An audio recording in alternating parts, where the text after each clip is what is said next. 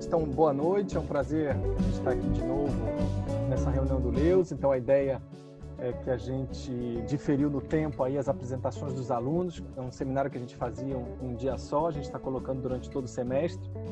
E hoje, especificamente, a gente vai sair um pouco aí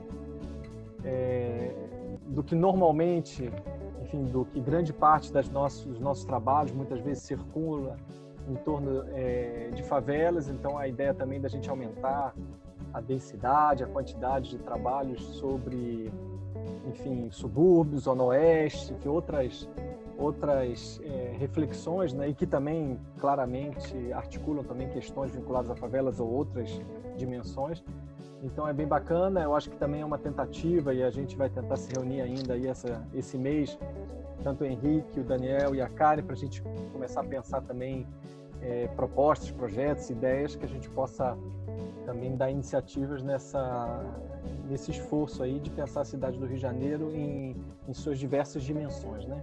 Então, dando início, eu vou passar então ao Henrique, que vai trabalhar sobre a questão da Vila Vintém, depois o Daniel, que vai falar sobre o Guadalupe, mais especificamente no contexto da política de habitação via Fundação da Casa Popular, e depois a Karen, e a gente continua, enfim, junto com o Daniel, a gente continua no subúrbio, falar do mercado São Sebastião, enfim, a produção social desses espaços e impactos que teve, inclusive, no seu entorno, né? Enfim, então eu pensei, gente, da gente fazer aí uns 25 minutos, Henrique, você consegue? Consigo. Tá, até 25, então quando tiver aí mais uns 20 minutos eu dou um toque, porque aí a gente consegue, enfim, a gente consegue ter pelo menos uma meia hora aí de debate no final. Então, Henrique, beleza. A bola é tua, vai lá. Primeiro, desejar boa noite a todo mundo. Primeiro que você estava falando do projeto do Daniel, eu e o Daniel a gente conversa e a gente já viu que tem relações entre uma pesquisa e outra. Depois a gente pode até levantar essa bola, né, Daniel? Tem relações entre uma pesquisa e outra. Mas enfim, então, terra que não vale um vintém, o processo de formação da Vila do Vintém. Primeiro, explicar o porquê da escolha dessa temática, né? Eu sou professor da Universidade Castelo Branco, que é uma universidade que fica em Realengo, e a Vila do Vintém é uma favela que fica na frente da Castelo Branco. Ela é uma favela que pega, na verdade, dois bairros, né? Ela pega Realengo e Padre Miguel. Ela vai exatamente da estação de Realengo até a estação de Padre Miguel. O interesse também em estudar a Vila do Vintém por conta de um projeto de extensão que a Universidade de Castelo Branco tinha e tem lá ainda, né? Agora está parado por conta da pandemia, mas como eu estava na extensão e era o professor ali da extensão, que pensava as questões mais, digamos assim, acadêmicas da extensão, nos veio a ideia de compreender um pouquinho do processo de formação desse local. E é um trabalho que nós já tínhamos feito numa outra favela aqui de Realengo, que é o Batã, né? Então, assim, a Vintém acaba sendo a segunda favela que a gente vai estudar. Uma outra favela, uma outra complexidade, uma outra formação bastante diferente, com uma história bastante diferente também, né? Então, para começar, né? Então, como a gente tinha falado, é uma favela que fica situada entre Henrique, as estações... Você consegue só botar grande? Acho que fica melhor. Consigo, peraí. Por favor, desculpa aí. Porque eu não sei se... Melhorou? Melhorou. Então, é uma favela que fica ali entre as estações de Padre Miguel e de Realengo. Na verdade, ela cresce primeiro a partir da estação de Padre Miguel, antiga estação de Moça Bonita. O último censo do IBGE vai apontar ali para uma população de aproximadamente 15.298 pessoas. E a ideia mesmo de terra que não vale um vintém, porque os moradores eles relatavam mesmo isso, né? Sabe, isso é um lugar que não vale um vintém, porque aquilo ali tudo era um mangue, era um brejo, né? Que foi crescendo em torno da estação, então acaba que fica depois o nome de Vila do Vintém. É curioso porque, na verdade, eu tinha já escrito muitas coisas para o projeto de tese. No semestre passado, por conta da disciplina do Rafael, que trabalhava sobre a questão da memória, da formação do espaço, eu acabei já fazendo um processo de investigação, de análise de alguns jornais, e depois eu continuei e eu fui ver que tem mais coisa, então isso aqui já é um acréscimo do que estava colocado ali na disciplina e que acaba servindo também para o meu projeto de tese, né? O que a gente vai tentar apresentar aqui hoje, né? Um pouco desses processos de luta e de resistência dos moradores da Vila do Vintém, no sentido de garantia da sua moradia, do direito à moradia, e também apresentar alguns personagens de hoje. Por questões de tempo, obviamente, a gente selecionou só 2 personagens de hoje, que nós fizemos a entrevista com eles lá na Vila do Vintém, tentando aqui, de uma certa forma, articular uma coisa e outra, né? E o que a gente vai fazer, e como que a gente vai fazer isso? Primeiro, uma análise e apresentação dos jornais entre 1947 e 1955. Por que da escolha entre 1947 e 1955? Porque a partir de 1947 os jornais vão começar a relatar esse processo de crescimento, de expansão da Vila do Vintém. A gente já tinha algumas reportagens antes, mas a partir de 47 a coisa começa a se adensar. E 1955, porque é um momento muito especial da história da Vila do Vintém, e daqui a pouco a gente vai ver por quê, né, esse corte em 1955. E também um pouquinho da história oral, que foi a metodologia que a gente utilizou para entrevistar alguns moradores, né? Bom, então acho que a primeira coisa, né, assim, tentando pegar um pouco de um resgate mais conceitual, né, é o clássico da Alícia do Prado Valadares, a invenção da favela. Então, a Alícia do Prado Valadares vai falar, né, que a partir do século passado, o início do século passado, as exposições acerca da favela, principalmente a partir, né, dos jornais, ela vai guardar ali uma certa inspiração em Canudos, né, por conta de ser um lugar longínquo, um lugar distante, né, distante da cidade. Então isso vai acabar influenciar e influencia de uma certa forma até hoje as análises sobre favela, e ela vai apontar que primeiro o jornalismo vai fazer essas análises e as ciências sociais vão chegar depois. Uma outra contribuição importante é do próprio Rafael, né, o livro do Rafael, Favelas do Rio de Janeiro, História e Direito. O Rafael vai mostrar um pouco dessa coisa, né, de tolerar sem consolidar, que é uma tônica da questão do serviço público, do poder público com as favelas, né? Momentos muito importantes, então, para a Vila do Vintém, né, que servem aqui como guia para a nossa análise, é o final da década de 40 e o início da década de 50. Acho que é importante a gente relatar que nesse bojo, a gente tinha ali a questão da Batalha pelo Rio de Janeiro, né, que a partir ali do final da década de 40, uma série de ações promovidas pelo Carlos Lacerda, que era um político controverso, isso para ser bonzinho com o Carlos Lacerda, né, para não falar mais o que eu penso dele, mas enfim, um político controverso, cuja ideia qual era a ideia do Carlos Lacerda? Ele era um jornalista, ele começa a escrever uma série de artigos nos jornais, e a ideia subjacente era a seguinte: olha, a gente precisa ajudar as pessoas da favela, né? Mas a gente não pode consolidar aqueles espaços. Ou seja, o poder público, as associações da sociedade civil precisam ajudar aquelas pessoas a melhorar de vida, mas elas não podem mais continuar na favela. Depois que elas melhorem de vida, elas têm que sair da favela, elas não podem mais continuar e manter aquele espaço, né?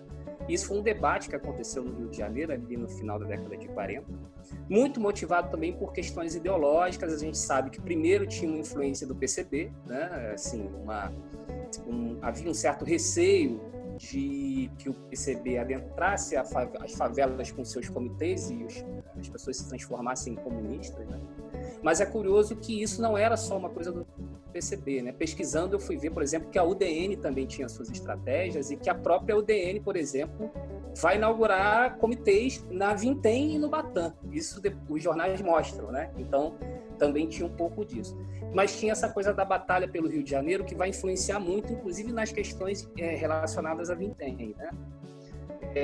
Então, assim, o Rafael vai trazer, né, que essa campanha ela propunha uma instituição de uma parceria entre os poderes públicos, os diferentes atores sociais e os indivíduos para resolver o problema das favelas.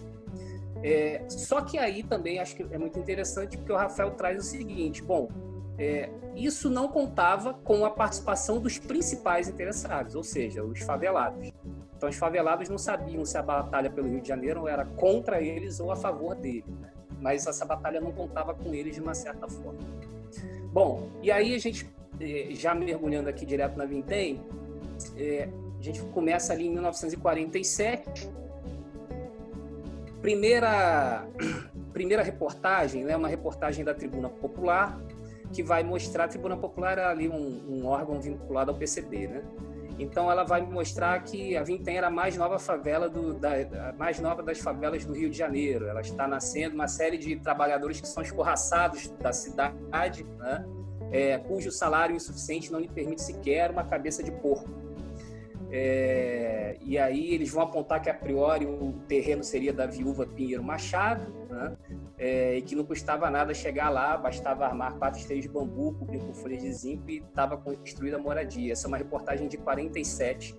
E é a primeira grande reportagem que eu consigo identificar assim, que vai relatar um pouco mais a fundo a favela, né? O nascimento da Vintém. A gente já tinha relatos anteriores, mas relatos assim muito em torno da violência, né? Então, assim, fulano deu uma facada em ciclana, muitas questões de feminicídio, mas aqui essa reportagem da Tribuna Popular vai relatar assim de uma forma melhor o que era aquela favela que estava nascendo ali em 1947. Em 1948, então, começam as tentativas de remoção dessa favela, né? O Correio da Manhã vai relatar, eu não vou ler aqui a reportagem toda, se vocês quiserem depois eu posso mandar, se vocês tiverem interesse, né? O slide. O Correio da Manhã vai relatar que 30 componentes da Sociedade Pró Melhoramentos entraram com mandado de segurança contra a prefeitura, né? Porque eles relatam que o pessoal da prefeitura teve lá, o pessoal da Fundação Casa Popular, né, para tentar derrubar os barracos. Então, eles elegem ali já o judiciário como uma estratégia, né, para permanência no lugar. Uma outra questão também que é importante, o Diário de Notícias vai relatar ainda em 1948 que esses mesmos moradores da associação que estavam ali representados pela Associação Pró Melhoramentos vão buscar a redação do jornal para também denunciar o que estava acontecendo, né? Então é uma outra estratégia, né? Eles vão lá denunciar que a prefeitura esteve lá, tentou remover alguns barracos, chegou a remover alguns barracos, que as pessoas tiveram que se abrigar na casa de outras pessoas, né? Denunciando ali a arbitrariedade, né, da prefeitura.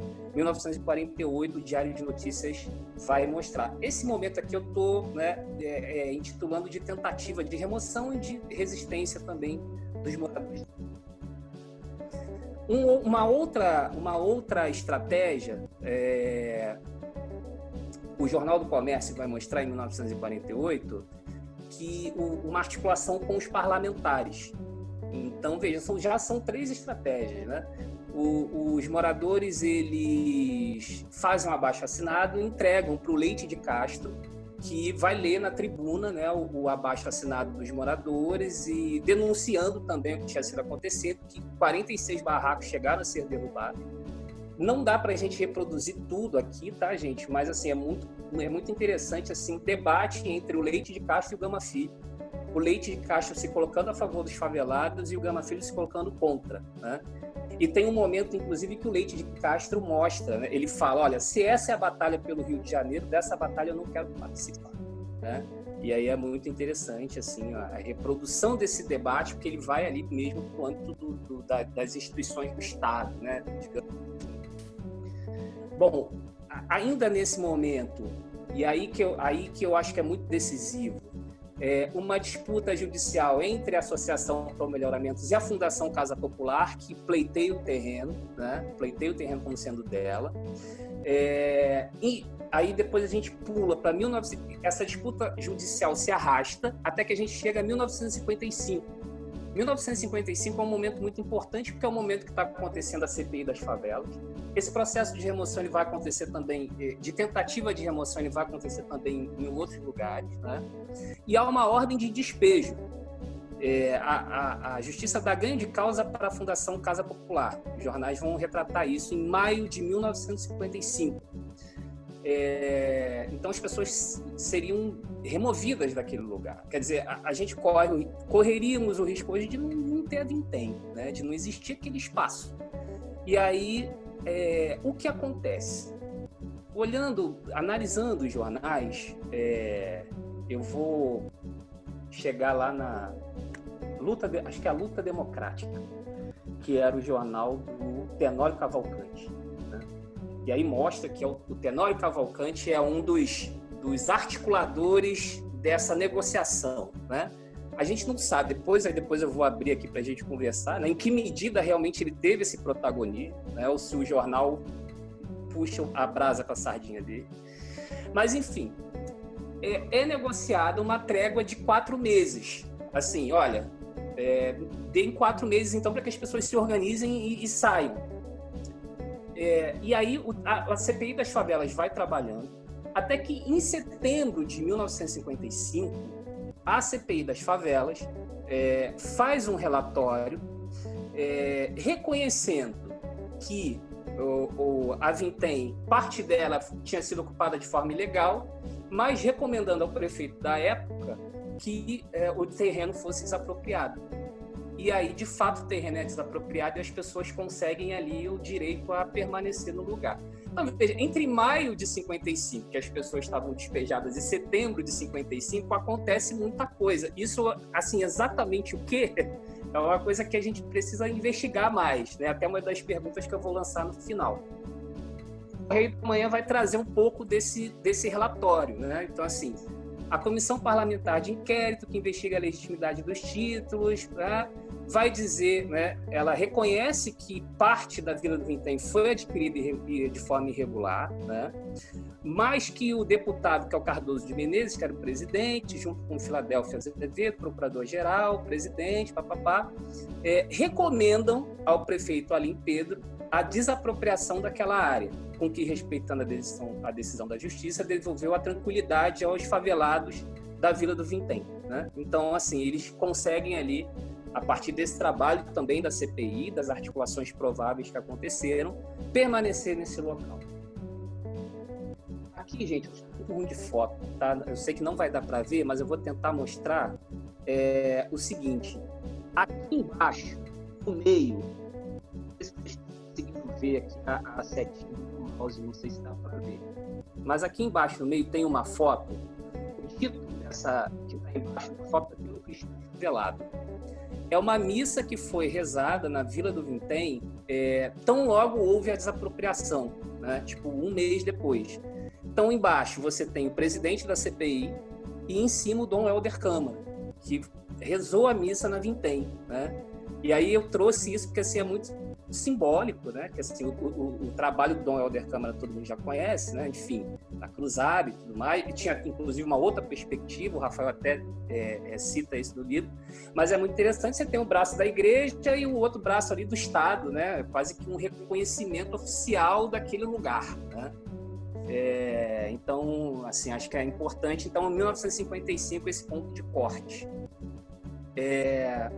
Bom, e aí, só para finalizar, trazer um pouquinho desses personagens do presente. A gente entrevistou 8 pessoas, tá? Um trabalho que a gente fez no ano passado com alunas dos projetos de extensão da Castelo Branco, utilizando um pouco da história oral. Eu não vou trazer as 8, tá? Eu escolhi apenas 2 por questões de tempo. O primeiro personagem é o José André Rodrigues, que é o Zé Bolinho, que é um líder comunitário muito importante na Vintém, né? Então, eu acabei me atendo mais às questões da favela mesmo. Então, ele vai dizer que no início, né, era uma chácara quando eles chegam e eles chegam depois dessa desapropriação, eles chegam na década de 60, tá? Essa turma aqui que eu entrevistei. Então, eles vão dizer que era uma chácara que pertencia a um cara chamado Valdomiro, que era mestre-sala da Unidos de Padre Miguel. Então, e era tudo mato, aquela história de que era tudo mato. E ele fala muito, e é muito interessante, que os personagens que a gente entrevista do presente, eles falam muito da relação da favela com a cidade.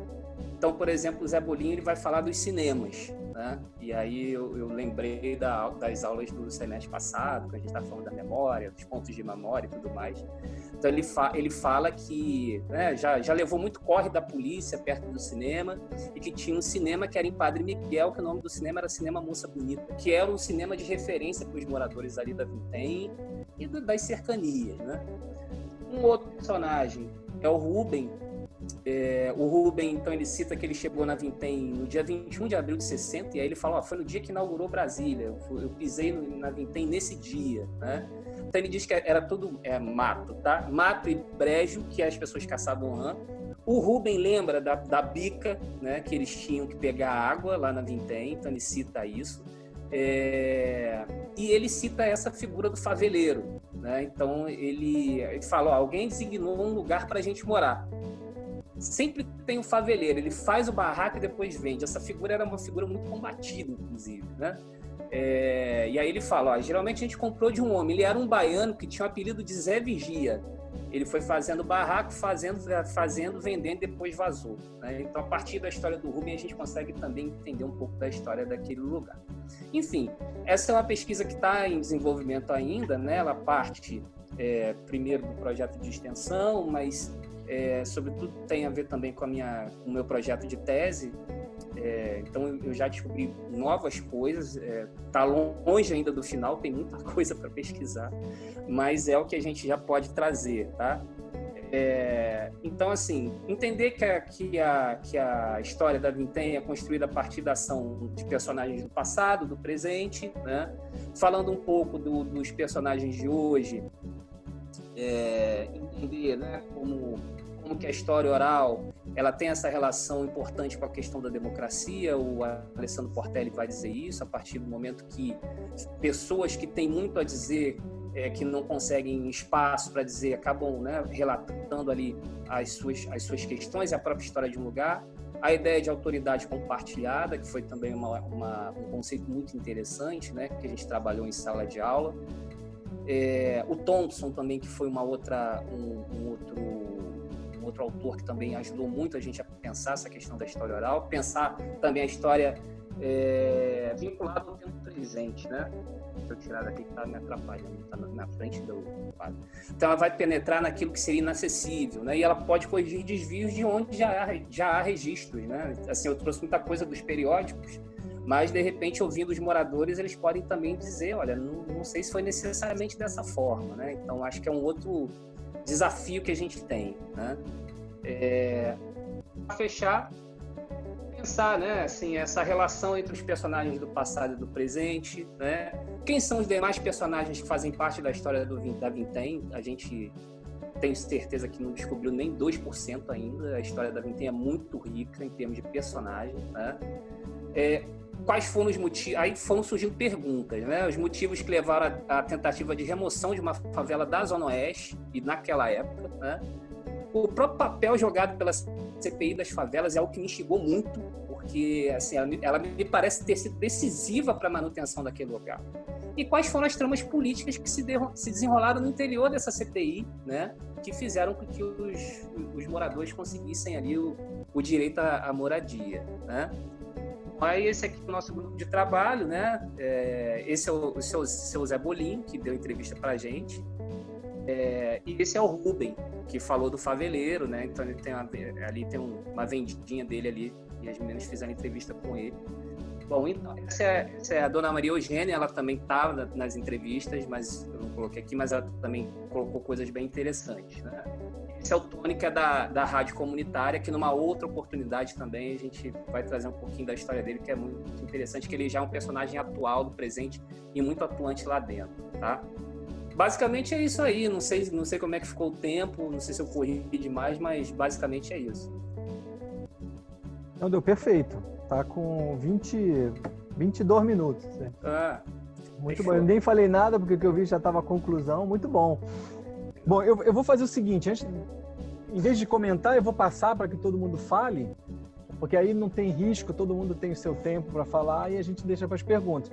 Eu só acho assim, tem um montão de coisa de faveleiro, tem um montão de questões super interessantes que eu já passei por essas dimensões, que eu acho que você pode aprofundar um montão de coisa, e eu acho que alguma dessas suas perguntas, depois, na fase de perguntas, a gente retoma. Mas acho que a importância de se pensar a remoção de uma favela da Zona Oeste, a gente desmonta também uma reflexão muito fixa como remoção e especulação imobiliária. O que está em jogo, né? E aí eu acho que tem algumas questões aí, Fundação da Casa Popular e essas duas, porque o PCB, isso tudo a gente isso a gente mais ou menos esperava, né? Mas a UDN e o Helder Câmara eu nunca imaginei que ele circulou por aí também.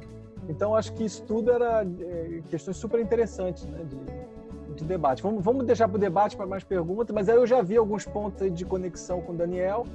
A gente está falando do mesmo período histórico, né? E ao menos o mesmo eixo, né? Porque, enfim, apesar da gente já ter saltado para a Zona Oeste, mas a gente está na Brasil, né? Enfim, está perto, pelo menos circulando ali no entorno. E aí talvez a Casa Popular, enfim, essas conexões podem fazer. Daniel, a bola é tua, vai lá. Vamos lá então, pessoal. Eu vou compartilhar aqui com vocês, que eu vou compartilhar e passar um videozinho também, então vamos lá.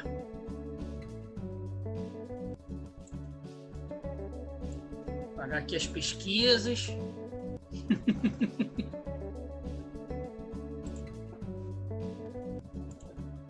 Vocês conseguem ver direitinho?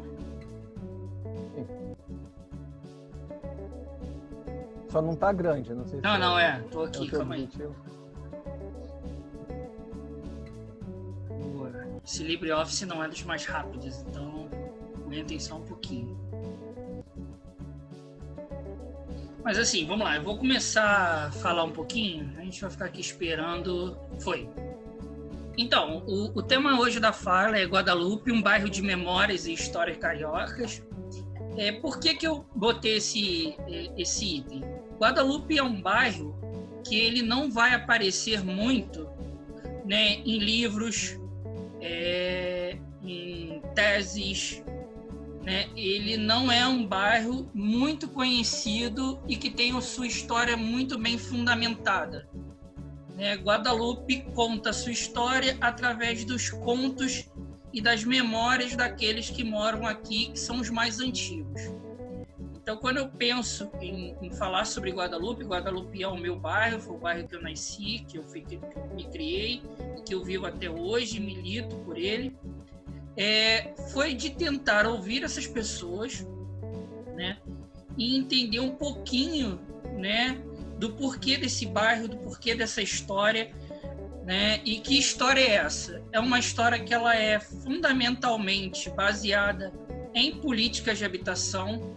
Guadalupe é um bairro que ele vai se originar, em sua grande parte, através das obras da Fundação da Casa Popular. Guadalupe talvez seja o caso de sucesso da Fundação da Casa Popular no que se trata de política de habitação. Guadalupe sozinho vai ter mais casas do que quase todos os estados brasileiros. Guadalupe só vai perder para São Paulo e para Minas Gerais. Então daí vocês podem ter uma ideia da quantidade de casas que giram entre 2 e 3 mil casas, né? E unidades de habitação, entre elas, depois eu vou mostrar a foto para vocês, o condomínio Getúlio Vargas, que entre eles tem um prédio que já foi o maior prédio da América Latina, com mais de 600 apartamentos, as casas balão, que são casas em formatos de oca, né, que estão presentes até hoje numa quantidade muito menor do que eram, né? E vamos lá. Eu trago um pouquinho dos dados, né, do IBGE sobre o bairro. Para se ter uma noção, em 2010 tinham 47.144 moradores. Acredito que hoje, pelo que eu andei pesquisando, a gente já deve estar em torno de 52 a 55, porque de 2010 para cá a gente vai ter a entrada do Minha Casa Minha Vida, né? Que vão construir 2 novos condomínios no bairro de Guadalupe e que vão trazer uma população que não necessariamente era do bairro já para habitar essas casas. Então, só de habitações populares, a gente vai ter um grande aumento aí da população, sem falar que a gente vai ter inauguração de um shopping, o que bem ou mal também traz uma quantidade de moradores novos, se somando à perpetuação das fábricas que também tem na Avenida Brasil. Então, ele fica onde hoje, né? Ele hoje fica onde ficava a Fazenda da Boa Esperança, que era uma fazenda que ficava dentro da antiga freguesia de Irajá, que pertencia à família Costa Barros, então é bacana, porque interage um pouco com a Silvia, que é uma pessoa que trabalha com a gente, que ela estuda Costa Barros. Então essa fazenda, né, também pertencia a essa família, e aqui são os bairros que ele vai fazer fronteira. E o engraçado é que desses bairros que ele vai fazer fronteira, todos eles têm linha do trem e estação de trem. Costa Barros, Barros Filho, Honório Gurgel, seja trem ou metrô. Ricardo de Albuquerque, Pavuna, né, Anchieta, Marechal e Deodoro. Guadalupe vai ser o único desses bairros que não tem uma estação de trem no bairro. Ele vai ser cortado somente pela Avenida Brasil.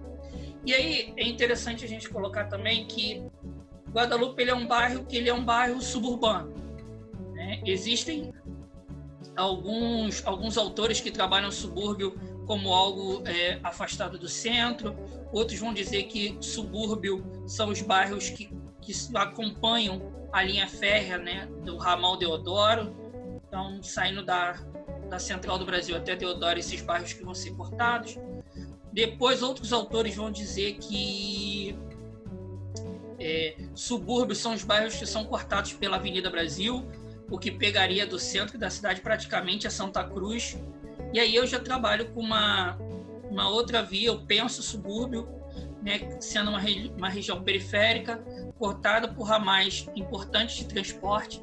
Isso é bacana, que eu digo que é uma característica de bairros suburbanos ser cortado por alguma coisa, seja pela linha férrea, seja pela Avenida Brasil ou pelo metrô, né? Nas suas grandes partes, eles são originários das freguesias rurais, né? Tendo um caráter afetivo e identitário, né? Então, vão ser essa série de fatores que vão construir o que seria essa identidade suburbana. E eu acho bacana que a gente pensa, e aí o Henrique está aí, a gente conversa muito sobre isso, de entender que nem tudo que é periferia é subúrbio. A gente precisa entender um pouco as especificidades de cada região e essa questão de pertencimento, né, de memória, de caráter afetivo que os seus moradores têm com o bairro. E aí eu trago aqui um mapa para vocês, né, para vocês terem uma ideia da extensão de Guadalupe. É um bairro bem grande. Essa faixa amarela aqui é a Avenida Brasil, né, então, né, dá para se ter uma ideia. Para quem curte o shopping é aqui onde eu estou passando o mouse, o Jardim Guadalupe. Essa fronteira aqui que vai dar com os bairros de Barros Filho e mais acima de Costa Barros são linhas de alta tensão, né, são as linhas de alta tensão da Light que fazem, né, essa questão do bairro. E todo esse lado aqui, e por que eu botei isso aqui, gente? Todo esse lado aqui, onde eu estou passando o mouse, foi construído pela Fundação da Casa Popular.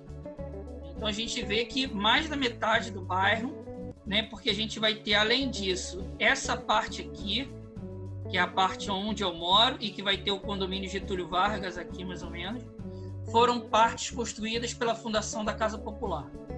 Então a gente já tem uma ideia da quantidade, né, de habitações que o bairro vai ter.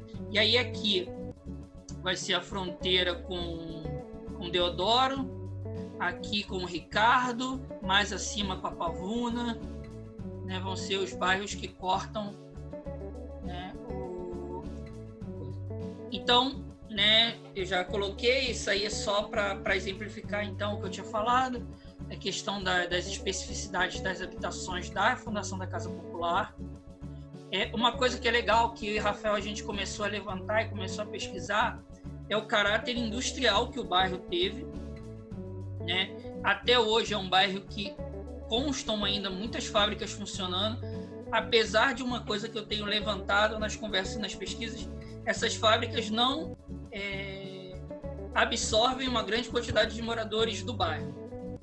Vai se ter mais moradores vindo de fora do que do próprio bairro. Então, a Hamilton ela já está extinta, né, que era uma fábrica de máquina de escrever, já foi uma das maiores fábricas do mundo de máquina de escrever. Né? A Melhoral do Remédio, né? As duas não existem mais. Aqui na Hamilton é onde hoje tem o Atacadão e os dois condomínios do Minha Casa Minha Vida.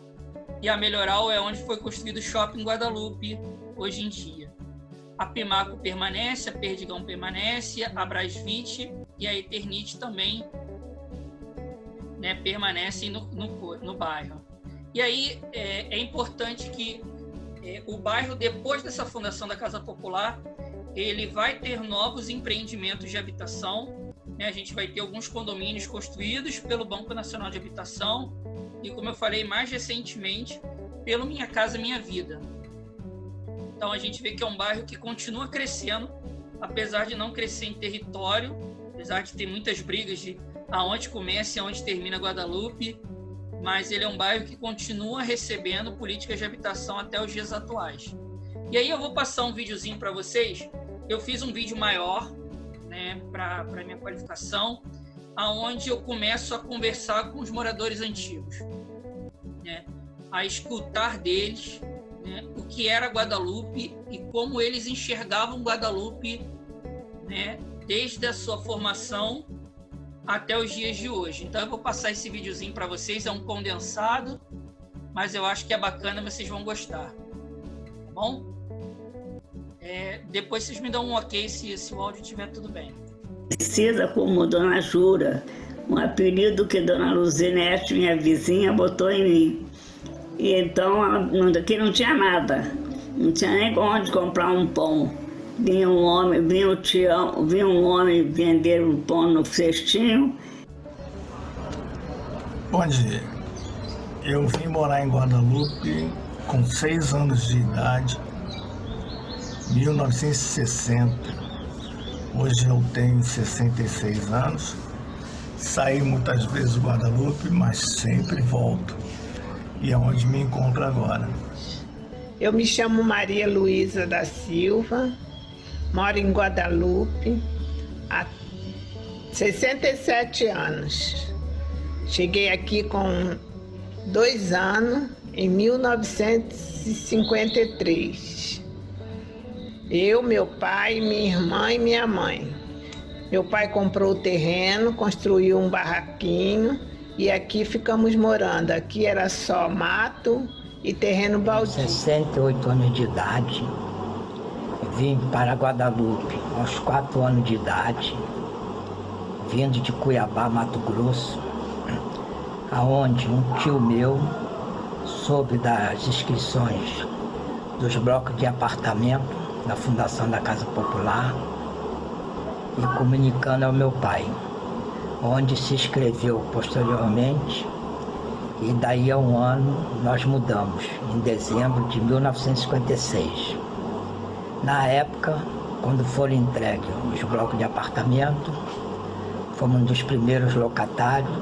Aí minha casa fica em frente a um rio, do outro lado é um muquiço, que não tinha, né, era pequenininho, uma favela.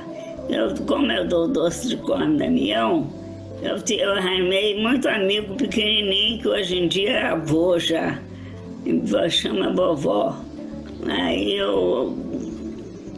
Aí aqui eu estou. E Guadalupe foi uma mudança muito gostosa, que nós viemos para cá, não tinha praticamente nada, né? Rua de barro, sem iluminação. Iluminação era natural à noite, luar, estrela. Morava na beira do rio, que era um rio maravilhoso, com água clarinha. O rio que corta Luiz Coutinho Cavalcante, mas hoje em dia está deplorável. Era uma quitanda e um armazém. A condução era lotação. Hoje, onde é a Avenida Brasil, era variante, onde passava as lotações. O bairro aqui é muito tranquilo.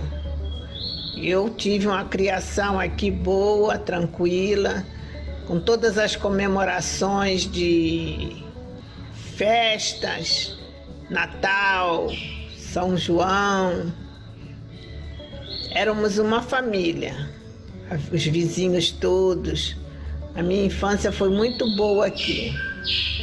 A escola do bairro era o barracão, onde todos do bairro estudavam. E o ensino era perfeito. Havia vigia diurno, noturno, Colégio Pio XII, a Igreja Nossa Senhora de Guadalupe e algumas escolas particulares e do município. A Avenida Brasil, conhecida como Variante, onde tinha uma feira aos domingos e o Colégio Pio XII, onde havia desfile 7 de setembro, os próprios alunos. Mais tarde, com a habitação e o povoamento, Guadalupe foi evoluindo, e com isso a fábrica da Melhoral, a fábrica da Eternite, a Hamilton, fábrica da Hamilton, e alguns outros comércios, como a Mercearia Nacional, Mercearia Rio. E aí surgiram as amizades dos pais e dos filhos, as brincadeiras de sempre, chegada de Papai Noel, futebol, festa junina, e assim crescemos nesse ambiente, estudando, posteriormente trabalhando, e com o casamento a gente se desvencilhou um do outro, onde nasceram nossos filhos, hoje netos, e um apartamento financiado em 240 parcelas pela Caixa Econômica Federal, cujos pagamentos eram feitos na administração da Casa Popular. E a novidade das casas eram as casas balões, que foi construída também em Guadalupe.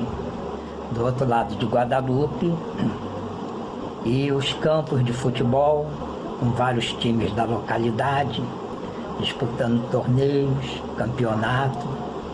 Isso tudo me lembra muito Guadalupe, onde hoje em dia reside minha filha, meu genro, minhas netas, e eu mesmo hoje resido em outro bairro. O bairro precisa de segurança, se bem que eu não tenho que me queixar de nada, mas há muito assalto por aí. Aqui não. Graças a Deus nunca ninguém me incomodou. Muito pelo contrário. Quando passam, perguntam: tá tudo bem aí, dona Jura? Aí eu respondo: tá tudo bem. Nunca. O bairro foi desenvolvendo aos poucos. Devagarzinho veio iluminação, poste de rua, depois veio calçamento. Mas aí fomos perdendo, né, algumas coisas boas, que só campo de futebol nós tínhamos 5. E hoje não temos nenhum.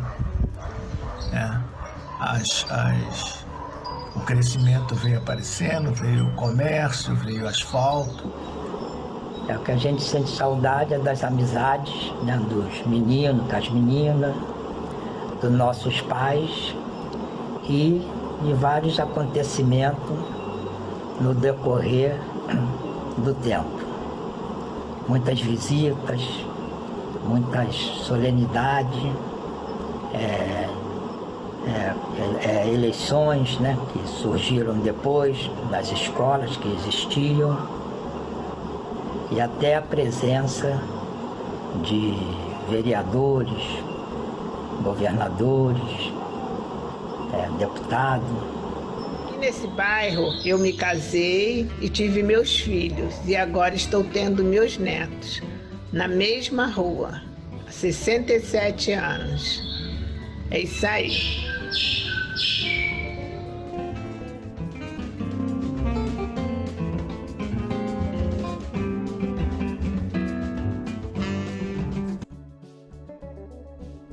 Então, pessoal, agora para terminar, eu vou mostrar algumas fotos só para vocês, tá? Essa é a Avenida Brasil, né? Na altura de Guadalupe. Na época dessa foto ainda era conhecida como Variante, né? Pelos moradores. Aqui é o momento em que ainda está sendo feito a ampliação. Eram 2 pistas, né? Estava sendo feita a ampliação, né, na construção de mais 2. Eu moro até hoje aqui onde tem esse mouse, né? Vai entrar aqui, o condomínio que eu moro é aqui atrás, mas essa construção continua, essa torre também. Então isso tudo faz parte da história do bairro. Aqui é mais uma foto da Avenida Brasil, né? É do mesmo local que foi tirado aquela, só que essa aqui ela é uma foto, né, mais do chão. E aí tem o 397, famoso, Henrique conhece bem aí, né, também desse período já pós ampliação da Avenida Brasil. Dá para perceber que já tem 2 faixas funcionando agora. Esse é o condomínio Getúlio Vargas, tá? Esse é o prédio maior de todos. Depois eu vou mostrar uma foto. Esse aqui que tem mais de 600 apartamentos. Essa é a Avenida Brasil, tá? Aqui onde eu estou passando o mouse é onde hoje é localizado o Piscinão de Deodoro, né? E aqui vai ser a linha férrea, né, que vai vir de Marechal, e a estação de Deodoro, estação final de Deodoro, ela fica localizada aqui, bem próximo. Os pavilhões aqui, ó, são o quê? É do Exército? Isso aqui? Não, isso aqui são da fábrica do trem, que ficava em Marechal Hermes. Aí mais uma foto, agora é uma foto de frente, né, do bloco. Daí dá para vocês verem, e se vocês podem reparar aqui no meio, né, ele é todo de pelotis. Então você consegue circular o prédio inteiro, né, pelos pelotis. Então era uma forma de você criar um espaço comum entre todos os moradores, né, do prédio.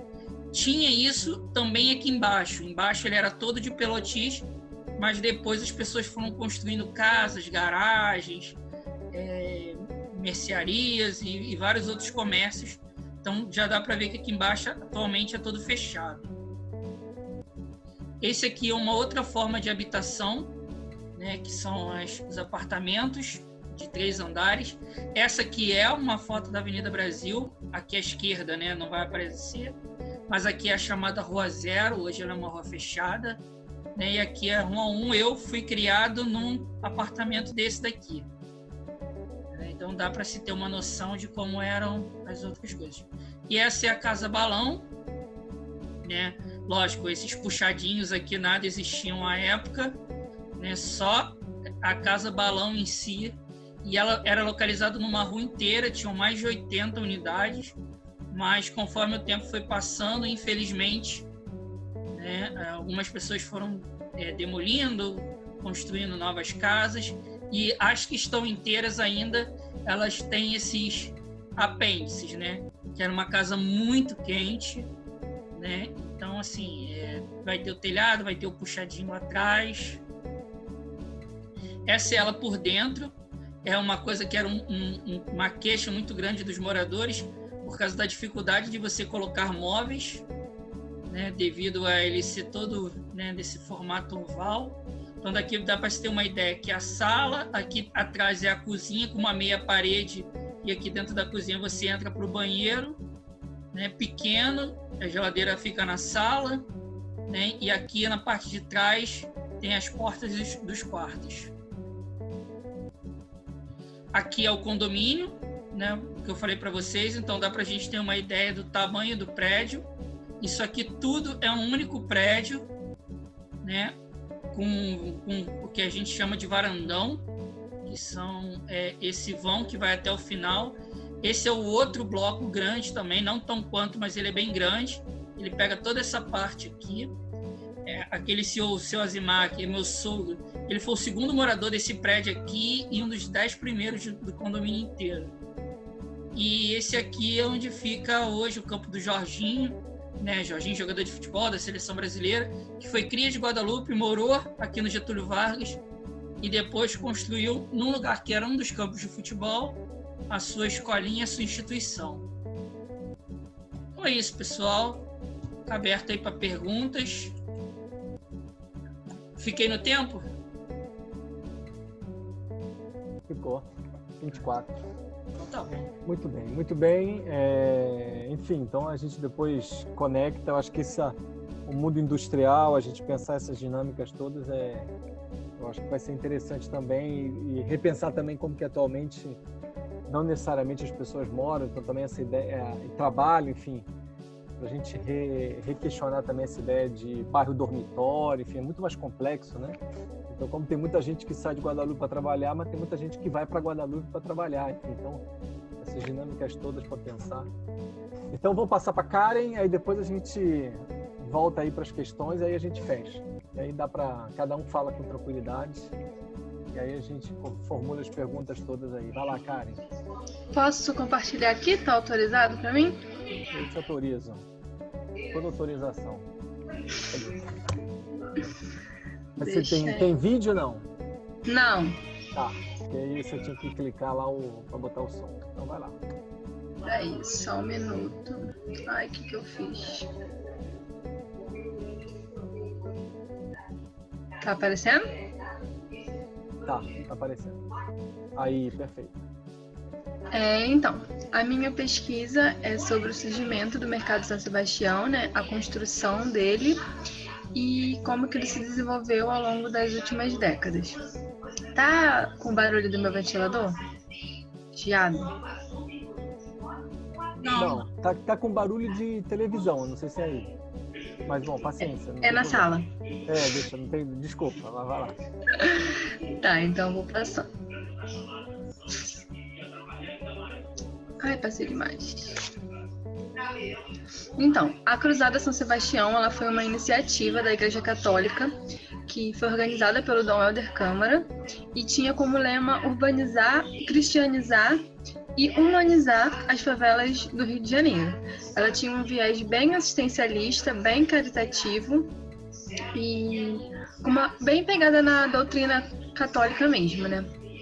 E ela tinha como objetivo melhorar as condições de vida, de moradia, de infraestrutura das favelas, né, com apoio do poder público, da igreja e da iniciativa privada, né, apoio do empresariado. E ela exerceu um forte impacto urbanístico na cidade do Rio de Janeiro. A Cruzada tem vários projetos, várias construções, materiais mesmo, né, imóveis, não só o mercado São Sebastião, mas o foco da minha pesquisa é o mercado.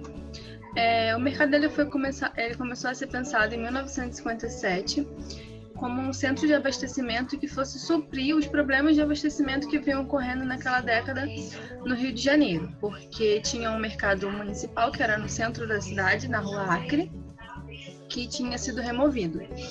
Então, precisava de um apoio de distribuição alimentícia para a cidade, então o Dom Helder pensou em criar o mercado São Sebastião. Aí ele pediu apoio ao prefeito da cidade, que na época era Negrão de Lima, e do Juscelino Kubitschek. Aí, a partir dessa questão, eu levantei alguns pontos de discussão, né? Nós levantamos alguns pontos de discussão a partir da construção e da existência do mercado. Como é que se dão, né, esses processos de transferência das atividades de serviços dos centros principais, né, do centro do Rio, da Zona Sul, como é que esses espaços centrais são liberados para ocorrer um desenvolvimento econômico, né? São espaços que têm um grande potencial de desenvolvimento econômico, e o que existia ali são empurrados para zonas mais segregadas, e eles acabam tendo uma falta de atenção, que é exatamente o que ocorre no mercado. Aí, para discutir isso, a gente levantou Lefebvre, que está errado escrito aqui, tem um Vzinho aqui, agora que eu vi. Está errado, mas foi a obra dele, né? Que discute como o espaço como um lugar político e ideológico formado e modelado a partir dos elementos históricos das relações sociais. Porque ele fala na obra dele, que a gente busca essa articulação, essa contextualização, que a questão do abastecimento ela pode se incluir nessa dinâmica de desenvolvimento e reconfiguração do espaço em torno do mercado. A partir do momento que ele foi um espaço elaborado como uma riqueza produzida socialmente, porque o mercado ele foi criado por Dom Helder, mas o Dom Helder, menos de uma década depois, não tinha mais o poder político que ele tinha. Então o mercado ele foi se desenvolvendo pelas mãos de quem trabalhava ali, dos moradores que foram ocupando as áreas em volta do mercado, das próprias pessoas que trabalhavam lá e não tinham, né? A gente não tem registros oficiais ainda dos títulos de posse dos galpões. Todos os títulos que a gente teve acesso até agora são de coisas doadas, né? Que o Blonder pegou, as pessoas faziam uma fila, ele fazia uma entrevista e doava. Os empresários também doavam para quem eles queriam. Então a gente vai estudar a pesquisa, né? A pesquisa tem o foco de descobrir como ocorreu isso. E também um outro ponto de discussão em volta do mercado que a gente conseguiu botar uma base teórica foi a partir do David Harvey, no livro dele sobre a construção do espaço urbano, que ele vai falar sobre a reprodução das relações sociais dentro do modo de acumulação do capital, que resulta na circulação e no ciclo, né, da reprodução, na medida que se muda a dinâmica dos meios de produção, que foi o que aconteceu com o mercado, né? Mudou a dinâmica da estrutura da cidade, ocorreu a necessidade de uma expansão territorial. Então, a gente também vai buscar estudar isso, né? Como que ocorreu essa coisa do mercado.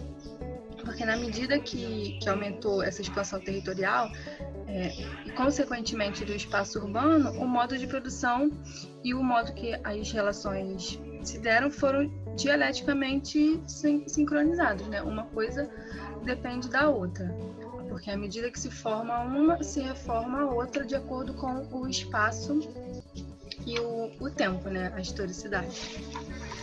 Aí eu levantei algumas questões, né? Nós levantamos, eu e o professor Rafael, por que o mercado sofreu tanto abandono nas últimas décadas, tendo em vista todo o potencial que ele tem. O potencial empregatício, o potencial financeiro, não só na indústria, né? Na questão que ele abrange, que ele fornece e distribui alimentos, mas também do comércio e de emprego. Por que ocorreu esse abandono do mercado, né? Foi um conflito fundiário de gestão, porque o mercado ele foi feito, né, pela Cruzada, com a parceria da prefeitura e do governo federal, mas não tem um dono específico, né? Tem uma disputa judicial que ocorre desde o início dos anos 2000, que era da prefeitura com a administradora, né, que cuidava dos galpões, que depois que a Cruzada saiu da administração, ficou uma administradora. Então, havia uma disputa entre a prefeitura e essa administradora pela posse do mercado. Então, a gente acredita que também possa ser por isso o abandono. Uma caída da Cruzada, né? A Cruzada saiu de cena, então também pode ser, né? O abandono também pode ser causado por isso. E também pelos processos de informalidade dos títulos de posse, dos galpões, que, como eu falei ainda há pouco, os galpões eles não tinham um título legal, né? De uma coisa mais formalizada de quem era dono. O mercado ele foi uma grande alavanca na economia carioca dos seus anos entre a década de 60 até a década de 90, quando ele ainda tinha uma boa gestão. Ele foi um dos principais eixos de distribuição de alimentos da América Latina, tanto alimentos a nível comércio quanto atacado e varejo. E ele era responsável por 80% da circulação de alimentos do estado do Rio de Janeiro. E é o terceiro maior arrecadador de ICMS do estado. Então a gente fica muito em choque porque que ele tinha todo esse potencial econômico e ele está lá largado as traças até hoje, né? Do final da década de 90 até hoje ele não teve nenhum tipo de reforma, nenhum tipo de investimento. Os empresários e os donos, né, dos galpões, muitos, a maioria, abandonaram os seus galpões e foram para a CADEG ou para o SEASA, e o mercado cada vez mais vazio e abandonado, né? Aí vou falar um pouco sobre como ocorreu o processo de queda, né? A Cruzada era a responsável pela gestão do mercado e após a queda, né, da Cruzada São Sebastião como uma instituição, houve, né, disputa judicial que ocorreu por alguns anos com a empresa SODEM, Sociedade de Desenvolvimento dos Mercados, e a prefeitura. E isso talvez seja um forte fator do abandono do mercado. E também a questão da localização do mercado, né? Ele é localizado ali na Avenida Brasil, na altura da Penha. Ele fica do lado quase do lado, né? Porque entre o mercado e aquela área militar ali da Casa do Marinheiro e de alguns 2 ou 3 quartéis da Marinha, tem a favela da Kelson, que alguns conhecem também como Conjunto Marcílio Dias. Então, e ali é pertencente ao Conjunto da Maré, ao Complexo da Maré.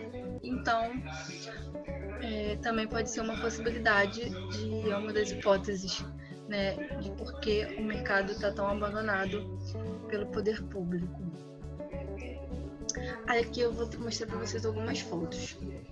Aqui é o Dom Helder apresentando o projeto. Aqui tem uma maquetezinha do projeto do mercado, na reunião com os empresários, né, que ele foi pedir apoio financeiro, né, para fazer a obra do mercado. Aí eles tomando um cafezinho lá na obra já, os empresários que eram os investidores do mercado. Algumas fotos do processo da obra, que foi uma obra bem rápida, não foi uma obra que durou muito tempo, teve muito investimento, né? O Dom Helder era muito influente, então para ele era um pouco mais fácil, e ele tinha o apoio do prefeito, né, que no caso do Rio de Janeiro ainda era estado da Guanabara, ele tinha apoio do prefeito da cidade do Rio e tinha apoio do Juscelino. A gente tem nos materiais que eu e o professor Rafael analisamos, várias cartas do Juscelino pedindo, né, a empresa tal disponibilize materiais para a obra, ou o empresário tal disponibilize a quantia tal para a obra do mercado. Então, uma carta do presidente era fácil. Aí o Juscelino lá com sua melancia, visitando a obra do mercado. 1 ano depois do processo que ele começou a apresentar o projeto, a obra já estava quase finalizada. Aí, após, assim que acabou a obra, como ficou a fachada, né, do Mercado São Sebastião. Aí aqui é uma imagem de satélite do mercado. Aqui são os galpões do Mercado São Sebastião. E aqui eu fiz um mapinha. Nessa parte em vermelho é toda a área que abrange o Mercado São Sebastião, alguns galpões, a administração, a associação que cuida lá do mercado. Aí aqui essa bolinha amarela é a favela da Kelson, que ela foi ocupada, né, pelos pescadores, que aqui atrás tem uma praiazinha. E os pescadores, como não dava para voltar para casa, foram começando a morar aqui no começo dos anos 50, no final da década de 40, né? Entre terminar da década de 40 e o começo da década de 50. Aí eles foram virando aqui, e aqui tinha a fábrica têxtil, né, da Kelson, fábrica Kelson. Então ficou esse o nome. E aqui essa parte verdezinha são os quartéis da Casa do Marinheiro. O mercado ele é bem aqui na Avenida Brasil, na altura da Penha. Aqui atrás é a linha vermelha. E aqui passa a Lobo Júnior, que é uma das avenidas mais representativas, né, da Irajá, da Penha. Irajá não, da Penha mesmo. E ela corta aqui a Kelson, e que dá acesso também ao Mercado São Sebastião. E hoje ele está assim. As ruas estão completamente esburacadas, com lama, muitos caminhões não conseguem entrar, algumas pessoas fazem roubo, né, de caminhão e deixam aqui abandonados saques de caminhão, porque é difícil o acesso, tem muito lixo espalhado. E até na época do meu PIBIC, agora que eu comecei o mestrado, a gente estava na pandemia, né? Eu comecei o mestrado na pandemia e a gente não conseguiu ir lá ainda. Mas na época do PIBIC, eu lembro que a gente não pôde ir lá porque estava muito violento e não era indicado que a gente fosse, né, entrar lá. Aí foi isso. Não sei se eu corri.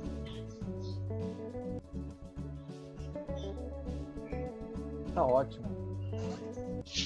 Deu quase 20. Muito bem, muito bem. Vamos fazer as perguntas? Eu tenho algumas aqui, mas aí, vocês têm alguma coisa? Vocês querem perguntar? Alguém quer começar? Então começo eu mesmo. Eu vou inaugurar. Aí depois a gente espera para mais gente junto e a gente forma um pacote só. Eu poderia perguntar assim, eu acho que, enfim, pro Henrique, eu acho interessante, eu não me lembro agora o autor, mas lá até no meu livro acho que eu falo, da gente pensar como que nas áreas populares, sobretudo nessa geografia popular do Rio de Janeiro, enfim, sobretudo nas favelas, você tem um espaço de muitos conflitos e interesses, né? E é interessante que você conseguiu citar na Vila Vintém uma série de grupos políticos que duelaram grandemente aí na cidade do Rio e mesmo nas zonas metropolitanas. E o que é interessante assim, é que a gente está falando de tensões que, ao mesmo tempo, elas trazem questões locais da cidade, mas como capital, né, também questões maiores, né? Então, enfim, a UDN, todo o grupo do Tenório Cavalcante, certamente você pode falar de questões aí do PTB, do Vargas, enfim. Então era interessante entender quais são essas tensões e se já é possível identificar algumas formas de ações distintas, né, da UDN, do Tenório Cavalcante, do PCB, como que essas questões se manifestavam, né? Eu acho que em relação ao Daniel, eu acho que era interessante pensar também se já tem como, duas questões assim, se já tem como identificar por que a Casa Popular escolhe esse local, né, para ser se eram terras públicas, por que Guadalupe, né? Se tem alguma, ou se já eram terras federais, porque era uma zona militar, qual era porque um ponto aí que é importante também frisar, e que a gente reproduz a ideia de ser uma capital também, mas que a Casa Popular vira o grande laboratório nacional da Casa Popular. Mesmo que em termos nacionais a Casa Popular tenha produzido muito menos do que os APIs, enfim, depois do que o BNH, mas que Guadalupe acaba sendo, para o bem ou para o mal, o grande modelo, né, de intervenção. E aí também, se nessa construção de Guadalupe, você poderia falar das entidades recreativas, religiosas, você até toca um pouco nisso, mas dentro dessa pegada da construção da classe em si, né, como essas dimensões elas iam acontecendo. E da CARE, assim, tem uma questão do Helder Câmara que tinha muito essa pegada de juntar habitação e mundo do trabalho, né? E é interessante que o mercado ele tem uma justificativa para criar recursos para construir as habitações populares, né? E que eu não sei necessariamente se foi assim mesmo, se isso deu tanto recurso assim para ele continuar construindo, até porque depois as próprias políticas meio se extinguiram, né? Enfim, teve muita intervenção em favelas, mas foi muito o bairro de São Sebastião no Leblon e o prédio no Morro Azul ali, né? Mas em termos de produção de moradia como tal, né? Agora, o que é interessante ali é que, ao mesmo tempo, inicialmente, pelo menos, ou concretamente, não teve uma reflexão sobre habitação, né, no mercado, ou teve. Enfim, isso era algo interessante, porque ele constrói um grande local que certamente teria muito mercado de trabalho, mas não necessariamente eu não sei, eu acredito que o conjunto Marcílio Dias é posterior, não foi uma obra da Cruzada, ou seja, enfim, se isso tem essa dimensão assim. E o que é interessante porque na década de 90 eles acabam removendo algumas pessoas que moravam dentro do mercado para Cosmos, né, para não sei qual a distância dali, e é muito louco, né? Então o Helder Câmara, que reassentava próximo da moradia, então uma obra dele vai reassentar as pessoas lá, mesmo que não tem nada a ver mais com o Dom Helder e tampouco com a igreja, né? Enfim, essas dimensões aí, por fim, eu só falaria assim para os três, né? É muito impactante, assim, porque as representações que a gente faz da Zona Oeste, enfim, é verdade que o Henrique envolve favela, ou que essas representações acabam tendo uma certa perenidade no tempo, né? Mas quais foram as modificações, né, dessa pegada porque em alguns momentos vocês falam muito, que isso era mato, que isso era, enfim, mas não necessariamente essas representações estão vinculadas, isso aqui é um lugar perigoso, isso aqui não era, né? Não sei, então, de que maneira vocês enxergam essas variações, né, de representações do que era Zona Oeste, do que era subúrbio, do que se representa hoje, né? Então, por exemplo, a Karen fala muito do Mercado de São Sebastião e hoje essa coisa do medo, não dá para ir, da questão, enfim. Então, como essas dimensões foram evoluindo e que talvez aí também a gente tentar enxergar como é essa relação centro-periferia, né? E quais são as mutações que essas relações aconteceram, né? Ou seja, ainda é pertinente falar que isso é muito marcante ou não, enfim. Ou seja, quem mora em Vila Vintém necessariamente vem para cá, para o centro, também tem um fluxo grande para quem vai para Santa Cruz, vai para Campo Grande, não sei. Como a gente poderia reler essas dimensões, né? E repensar para não cair sempre nas mesmices, né? de leituras do espaço. Bom, vamos lá. Alguém mais quer perguntar alguma coisa? Aí abre aí. E eu fiquei só curioso, a Karen estava falando da questão da Kelson e da questão lá dos pescadores, que é uma coisa que eu não sabia. E aí eu queria saber se tem algum registro, ou foi mais a questão da oralidade mesmo, que eu achei interessante, eu não sabia dessa história. Boa, junta aí, Karen. Bom, em relação à maré, isso é fortíssimo, né? O Museu da Maré, a questão da pesca, do mundo de pescadores é super forte. E aí, galera, alguma pergunta, algum comentário, sugestão, ideia, questionamento? Um de cada vez, hein, gente? O pessoal tá meio tímido hoje. A Maíra aí assumiu, vai lá. Não, eu gostei muito, parabéns a todos. Henrique, tem uma observação para você que estava com dúvida. Você tem como editar, clicando na imagem e apertando lá em cima no formatar, você tem uma opção para reduzir, dá para ampliar a foto para a gente ver melhor. Porque eu estava aqui curiosíssima querendo ver a foto ampliada, mas se você editar, você consegue. Eu tenho que fazer o quê? O que eu tenho que fazer? Você clica na imagem, aí lá em cima, na parte de formatar, tem a opção de cortar. Você pode cortar e deixar mais reduzida. Aí você vai dar um zoom bem legal. Vou tentar fazer então. Era até só uma bom a gente saber disso, mesmo. Daniel. Não, no PDF. Porque é uma foto do Dom Helder. Eu, quando eu vi, eu falei, não, eu tenho que mostrar isso pro povo, né? Eu vou tentar fazer aqui. Não sei se dá para fazer até o final da aula, mas depois eu posso mandar também, não sei. Tranquilo. Obrigado. E aí, gente, algum comentário, algo? Ou a gente faz para a segunda rodada? O Rafael, essa coisa das representações, pelo que a gente pode conversar, e aí isso é uma coisa comum tanto na Vintém quanto no Batã, uma coisa meio que de representação de zona rural, que me parece ser uma coisa principalmente dos mais antigos, até hoje, mas assim, da Zona Oeste, sabe? Zona Oeste e Zona Rural, assim, a coisa de aqui era tudo e eu acho que a busca por um lugar assim mais rural mesmo, né? Talvez tenha essa é uma questão que aparece bastante.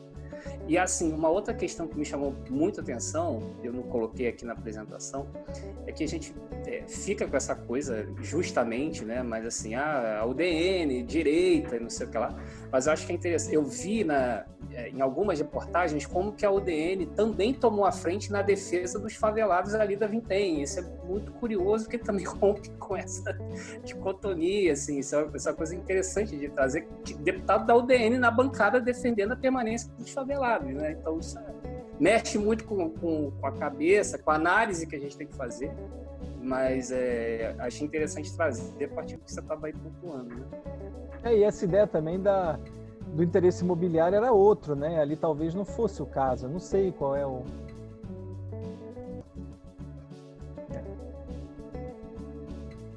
Eu vou tentar então responder, Rafael, aí as coisas e a gente vai trocando. Quanto às terras, né? Nas escrituras da Fundação da Casa Popular, das pessoas que compraram a casa, todas só fazem referência à Fazenda Boa Esperança. né, não faz referência a nenhum órgão nem alguma instituição que detinha essas terras. O que vai aparecer em um livro só que eu li é que essas terras pertenceriam ao Ministério da Fazenda, o que acaba acarretando alguns conflitos, e aí nas falas dá para a gente ver que demorou a chegar à luz, né, demorou a questão do saneamento básico, porque a Fundação da Casa Popular ela vai estar vinculada ao Ministério do Trabalho, né? As terras seriam do Ministério da Fazenda, então teria meio que um conflito entre eles aí e entre o Distrito Federal aqui na época, para saber de quem seria a responsabilidade de dar a infraestrutura, né, na construção dessas habitações, né? Lembrando que na Fundação da Casa Popular, no seu estatuto, lá nas suas normas, dizia que isso era o dever das prefeituras, né, em construir as formas, né, que dessem condições àquelas habitações de funcionarem. E aí, saneamento básico, iluminação, coleta de lixo, o que só vai normalizar no bairro a partir da década de 80. Então, a gente aí vai ver, aí começa a construir em 49, e só na década de 80 que a gente vai ter a normalização, né, desses serviços de infraestrutura. E aí, quando você fala essa questão dos grêmios recreativos, Guadalupe tem o Guadalupe Country Club, né, que tinha um baile muito famoso. O Henrique pode falar até melhor do que eu sobre isso, que ele estuda essa área, mas era um baile muito representativo no subúrbio carioca. O Henrique é o que dança? É o que? Ou é bom de... O Henrique, ele é DJ, dançarino, faz tudo. Sou DJ justamente porque eu não sei dançar. Aí tem que... E aí esse bairro era muito forte, né? Esse baile dentro do bairro, e traziam pessoas de toda a Zona Oeste, de todo o subúrbio carioca, né? A gente vai ter um outro clube que se notabilizou pelo futebol e não pela questão cultural, que seria o Nacional Atlético Clube. Ele fica no mesmo lado que o Guadalupe, mas ele já fica próximo aonde hoje é a Floresta do Camboatá. E esse é o único campo de futebol que ainda resta no bairro, né? Não em tamanhos oficiais, mas ele é o único campo de futebol que resta no bairro, né? E aí é legal, porque nas falas aparece, é uma coisa que eu escuto muito falar, é a questão da Avenida Brasil como local de festas populares na época de origem do bairro. Então, festa junina, chegada de Papai Noel, desfile cívico, tudo acontecia na Avenida Brasil, né? Hoje é impossível a gente imaginar isso, mas como esse eixo que corta o bairro e que liga o centro à Zona Oeste do Rio de Janeiro, era também um local de encontro de pessoas, né? Tinha a Feira Livre, que eu digo que é o local que permanece até hoje como um grande centro de encontro entre os moradores, né, que ocorria ali, e as festas cívicas também ocorriam. E aí, por último, né, quando você vai falar de violência, nessa área que a gente mora aqui existe um marco bem forte, que é a construção da ideia do Complexo do Chapadão. Até então, a gente não tinha muito essa questão de violência, pelo contrário, existia uma circulação entre moradores de um lado para o outro do bairro, entre uma favela e outra, né? Você estudava em locais que tinham alunos dos dois lugares, e isso não tinha impacto, né? Tanto na questão mesmo de segurança pública quanto de moradores.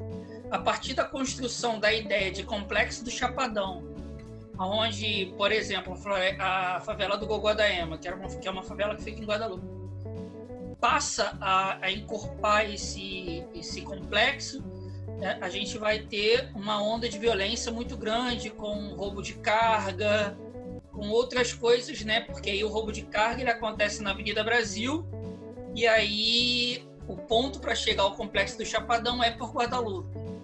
Então isso também causou um aumento muito grande, né, na violência. Então, a partir daí que os relatos mudam na questão da representatividade do bairro, de como as pessoas viam o bairro como um lugar tranquilo, calmo, onde se brincava na rua, os vizinhos todos se conheciam, ao bairro que ficou um bairro perigoso, onde Uber não circula, onde, né, é massificado nos meios de comunicação que é um bairro violento, foi ser a partir daí. Então, acho que é isso. Não sei se eu respondi. E depois acho que teria também, a gente pode falar também de toda uma discussão religiosa. Não sei se o Henrique tem, mas eu acho que eu perguntei das coisas das entidades recreativas, porque inclusive um dos seus interlocutores fala dos campos, né? Enfim, ele traz essa dimensão. Agora, a senhora que entregava bala, esqueci o nome dela. Ela inclusive Dona Jura, da Doce de São Cosme e Damião. Ela está inclusive com a camisa de Guadalupe, né? De Nossa Senhora de Guadalupe, enfim, então tem... Ela é uma das moradoras mais antigas do bairro e ela assim, é muito conhecida por causa dessa questão do doce, né? Da representatividade do São Cosme e Damião. A gente conversando é bacana, né? Agora na pandemia foi a primeira vez em mais de 40 anos que ela não pôde dar doce na rua para as crianças, né? Só deu para pessoas muito próximas. E aí acaba sendo né, por causa disso, ela é uma figura muito, muito presente, muito conhecida no bairro. E aí Nossa Senhora de Guadalupe ela vai acabar entrando porque é a instituição mais antiga que a gente tem no bairro, né? A gente não... De registro, ela vai ser a primeira instituição, tanto que até a questão do nome do bairro é bacana, porque o que eu falo de não ter nada escrito. Existem 3 versões para o nome do bairro. A primeira vai dizer que o pároco da Igreja Nossa Senhora de Guadalupe vai pedir até o então presidente Gaspar Dutra na inauguração de uma piscina pública para dar o nome do bairro de Guadalupe em homenagem à igreja. Só que a gente não encontra isso em local nenhum, nem ninguém do bairro sabe aonde ficaria essa piscina pública que teria sido inaugurada. Os moradores vão dizer que foi Darcy Vargas, porque na época do segundo governo Vargas, ela vinha ao bairro e ela sorteava casas da Fundação da Casa Popular para os moradores. Isso é algo muito presente na memória deles. E aí ela teria então pedido que o nome do bairro fosse Guadalupe em homenagem à igreja, em homenagem à padroeira da América Latina. E aí o bairro passa a se chamar Guadalupe. Só que na igreja em si, onde teoricamente essas histórias poderiam ser confirmadas, não existe nenhum relato sobre isso. E o relato escrito que vai ter em um livro da ordem vai dizer que os padres de uma congregação que fica em Marechal Hermes vinham a Guadalupe para poder rezar missa. E aí, quando eles voltavam, eles relatavam nas atas na igreja de Guadalupe, e aí acaba ficando o nome do bairro Guadalupe por causa disso. Então, assim, até nisso é a questão de você não ter algo escrito, cria esse mistério sobre o nome do bairro, né? E aí eu tentei trazer uma foto, mas eu não consegui. Guadalupe, durante muito tempo, foi conhecido como Fundação. Um lado de Guadalupe, que é o lado onde fica o que eu mostrei para vocês, que ele é todo construído pela Fundação da Casa Popular. Entre os moradores, ele era conhecido como Fundação. Inclusive, em ônibus, né, em lotadas que passavam no bairro, vinha escrito Fundação. Então, se você perguntar, onde você mora em Guadalupe? Onde você mora? Eu moro em Guadalupe. Aonde? Na Fundação. Até os mais antigos vão registrar isso, né? E aí a Melhoral, né, que é uma outra parte do bairro, vai ser conhecida como Melhoral por causa da fábrica. Então, é uma parte inteira, uma rua bem grande, onde fica o shopping ali para trás. Ele, você mora onde? Eu moro na Melhoral, em Guadalupe. Então, isso é uma coisa que é presente até os dias atuais. Fundação, nem tanto, mas os mais antigos ainda se referenciam, tanto que Guadalupe tem 2 primeiras igrejas batistas, né? Tem a primeira igreja batista de Guadalupe e a primeira igreja batista da Fundação em Guadalupe. Então, isso é uma parada também bacana nessa representatividade do nome. Muito bom, muito bom. Vai lá, Karen. Então, vou responder a sua pergunta primeiro. O mercado, ele não só foi pensado para obter recursos para os programas de habitação da Cruzada, como ele também tinha um projeto de habitação dentro do próprio mercado. Vou explicar melhor. A gente recebeu lá na PUC, eu fazia iniciação científica no núcleo de memória da PUC, que é um núcleo de pesquisa e de acervo de materiais relacionados principalmente à PUC, mas tem outros tipos de materiais, documentos também. A PUC fez uma homenagem, né, a Dom Helder Câmara, e o Instituto Dom Helder Câmara, localizado lá em Recife, pediu que esse núcleo de memória cuidasse de um acervo que a secretária dele, Maria Luísa Amarante, que era esposa de Edgar Amarante, que era um professor da PUC, ele era engenheiro, se eu não me engano, eu acho que era engenheiro, e pediu que o núcleo de memória cuidasse desse acervo, que era um acervo composto por 10 caixas, com diversos materiais sobre a Cruzada São Sebastião, sobre Dom Helder e sobre um congresso que teve aqui, né, no Brasil, um congresso eucarístico do Papa. Né? Isso. Mas sobre o congresso mesmo não tinha muita coisa não. Mas enfim, e eu fui selecionada, né, como aluna de PIBIC para trabalhar nesse material. Então foi daí que surgiu as pesquisas, né, o interesse de pesquisar o mercado. E lá nesse acervo não tinha muita coisa falando sobre habitação que o mercado tinha a proposição de construir dentro dele. Mas nos pedidos do Dom Helder sabia-se que o mercado queria suprir 3 setores da sociedade: o comércio, a indústria e a habitação. Não só como recursos para a cruzada, mas também fazer um conjunto habitacional lá dentro, né, lá na parte final dos galpões. Né? Isso a gente descobriu depois, fazendo pesquisas fora do acervo. E o que não aconteceu, né? Depois da construção do mercado, a gente teve logo, alguns anos depois, a ditadura militar. O Dom Helder era considerado uma ameaça, né? Uma ameaça comunista, então ele foi afastado de qualquer coisa, os projetos da Cruzada também. Hoje em dia, eu acho que o único projeto que tem, né, do Dom Helder, se eu não me engano, é o Banco da Providência e os conjuntos que já existem, né? Lá do Leblon e o outro. Mas a Cruzada em si ela não funcionou mais. A habitação proposta por Dom Helder lá no mercado não ocorreu, mas 318 famílias ocuparam alguns galpões do mercado, né? Os galpões que eram destinados à construção do conjunto habitacional. E essas 318 famílias, elas foram removidas de lá e foram mandadas por um programa do Mercado Minha Vida em Santa Cruz e Campo Grande. Então elas saíram da Penha e foram para Santa Cruz. Né? Então, assim, é a única coisa de habitação que a gente tem sobre o mercado. E quanto à pergunta da praia, né, dos pescadores, eu não sei a fundo, né? Eu soube pesquisando um pouco sobre a Kelson, por ela ser alguns trabalhadores do mercado irem morar lá por conta da proximidade.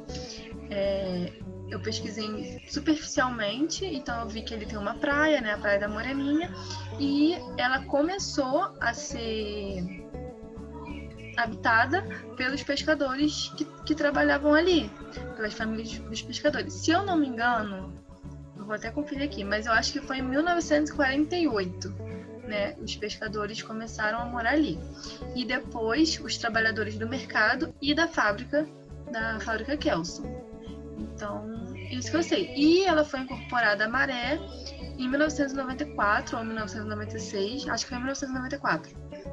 Incorporada à Maré, que a prefeitura incorporou. E criou o Conjunto Marcílio Dias, que oficialmente o nome da favela da Kelson é Conjunto Marcílio Dias. Mas o Marcílio Dias, então, vem da década de 80, 90? 94 ou 96, eu vou olhar aqui, peraí, rapidinho. Mas eu acho que é 94 mesmo. Eu já fui lá, mas eu não me lembro da época. Eu não sabia que ali era a Praia da Moreninha.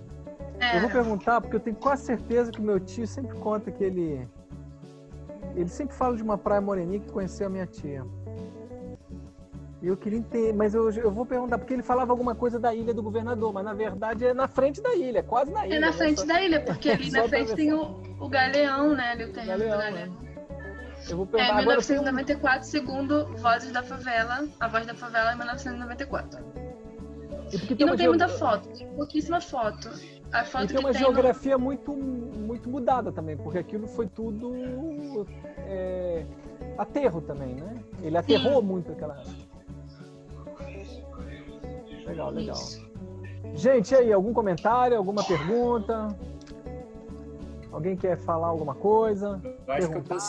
Eu acho que eu consegui ampliar a foto aqui, depois se quiser ver. Você vai mostrando aí, se você quiser mostrar. É só aquela do... Compartilha pra gente. Compartilha pra gente, enquanto se tiver alguém que queira perguntar, vai perguntando. Não sei se... Bom, mas... Peraí. Consegue ver agora? Deu uma... Ih, caiu. Eu caí. Oi? Eu caí, não? Não.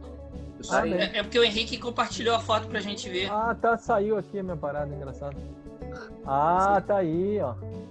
É ele, e aqui embaixo, o Eurípides, que era o presidente da CPI. E aqui a manchete, né? O cristão favelado.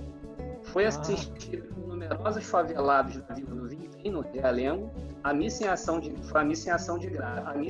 graças celebrada com Helder Câmara, que se fez acompanhar do deputado Eurípides Cardoso de Menezes, presidente da Comissão Parlamentar das Favelas, cuja interferência foi decisiva na desapropriação daquela área.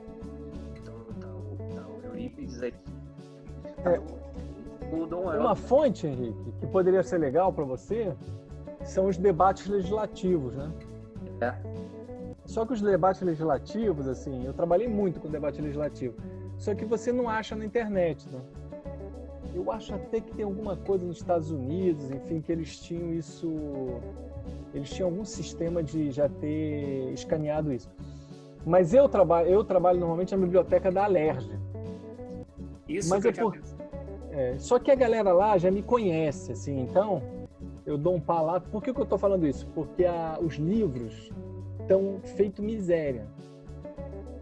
Então, assim, eles não curtem muito abrir geral, não, sabe? É aberto para todo mundo. Mas eles falam, tá em má qualidade, não sei o quê. Mas, assim, normalmente eles, como eu trabalho muito, já fui muitas vezes, eu conheço o pessoal da biblioteca, eles deixam ir. Mas isso podia ser legal. É um trabalho lento, chato, porque dependendo do ano você vai ter uns 10 ou 12 livros, né? Mas como você está um trabalho aí de 10 anos, não é nada... Depois que você pega a estratégia, né? Que você pega o index, aí você vai mapeando as palavras que se repetem, e aí depois você vai nos projetos de leis, nas moções, enfim. Então pode ser que tenha... Porque tinha muita coisa, moção de bica d'água, moção de não sei o que, eu trabalhei muito isso. Você sabe uma coisa também que eu pensei, Rafael, era esses próprios documentos da CPI. Será que é difícil de encontrar isso lá? Alguma coisa pode aparecer nos debates. Alguma coisa pode aparecer. Eu vou dar uma olhada no que eu tenho, porque a Vila Vintém circulou muito assim no que eu trabalhei. Era uma favela muito ativa nesse momento aí, final dos 40, 50, muito ativa nos jornais, né? Assim, fez muito barulho. Era um local que realmente teve muita briga, muito barulho, muita articulação, muita mobilização. Assim, Vila Vintém, Dendê, Jacarezinho, eram favelas que apareciam muito, né? E não necessariamente na Zona Sul, né? Enfim, então isso é interessante, assim. E aí, gente? Uma coisa legal é que acaba o meu trabalho do Henrique tendo uma interface por causa da fundação da Casa Popular, né? Que os moradores da Vila do Vintém seriam, né, transferidos para empreendimentos da Fundação da Casa Popular. E aqui no bairro não tem nenhum local que tenha sido destinado, né, assim, a moradores que saíram de um lugar e foram para o outro.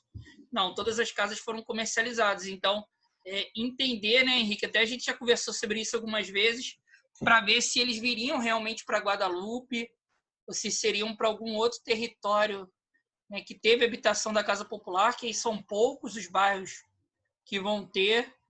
Isso é uma coisa que a gente está tentando ver, né, Henrique? Aqueles 4 meses ali em 1955, talvez o destino deles fosse Guadalupe. Não estou especulando, né? Mas assim... É verdade, interessante. A gente estava falando sobre isso. É verdade que a Casa Popular, ela também pegava, ela era aberta, né, no sentido, mas podia ser, porque é interessante. Eu te passei um material agora, Daniel, que às vezes pode passar para o Henrique também. Tá, eu recebi, vou dar uma Porque tem conferida e a encaminho para ele. DHP, que é a divisão de habitação popular da cidade do Rio, que era a divisão, não era que financiava, mas é a que operacionalizava um pouco isso localmente, né? O dinheiro era da fundação, como o Daniel explicou, né? Depois era muito operacionado localmente. Agora, a Casa Popular, ao mesmo tempo que tinha interesses locais, né? Mas, enfim, vinha gente de Cuiabá, né? Agora, é verdade que era mais aberto, né? Não era estritamente fechado, como os IAPIs, aos associados dos institutos de aposentadoria e pensão. E uma coisa bem legal, e aí puxando um pouquinho para a nossa área, é que o serviço social da Fundação da Casa Popular também era muito forte, né? Então, os relatos dos moradores eram o seguinte, que a gente ia pagar onde tinha assistente social, que tomava conta, que fazia as negociações ali para se você atrasasse, né? Não tinha muito essa questão de você não conseguiu pagar, você perdia a casa. Normalmente, as maiores ameaças eram em relação à questão de pudor, de honra. As ameaças de perder os imóveis era isso. Financeiramente, ele sempre relata que a gente conversava com assistente social e a gente sempre conseguia reverter isso. Tanto que dentro do Getúlio Vargas tinha uma subsede da Fundação da Casa Popular onde tinha um assistente social. Estou tentando mapear para descobrir quem ainda não conseguia. Isso é interessante. E depois normalmente o pessoal da Casa Popular tinha documento, né? Não era que nem o BNH, que era às vezes meio complexo alguns dos conjuntos. Não, todos eles têm escritura. Era registrado. Sim, todos eles. Porque essa dimensão é que nem o que a Karen apresentou lá que foi algo muito comum na cruzada, né? Na verdade, o Dom Helder, ele vendia, alugava, passava, não sei o quê, mas ele não tinha título de nada. Como ele não tinha na Cruzada São Sebastião, como ele vamos embora, vamos fazer. E assim, o que a Karen colocou, eu acho que tem uma briga grande no mercado de São Sebastião, que se justificava pela questão da propriedade, porque a igreja, a cruzada não existe mais, né? Enfim, sei lá, desde a década de 80, 90, é meio nebuloso isso, né, cara? Quando a cruzada desaparece. Mas a igreja fala, a gente não tem nada a ver mais com isso. Mas aí a prefeitura falava, não, mas vocês são donos disso aqui, então a gente não vai fazer nada. Ficou um jogo de empurra e no final ninguém fazia. Agora, eu não sei, né, cara? A gente poderia também tentar entender quando é que foi feita a SEASA, porque a CADEG é da mesma época, né, mais ou menos. Um pouquinho depois, talvez, mas na mesma época.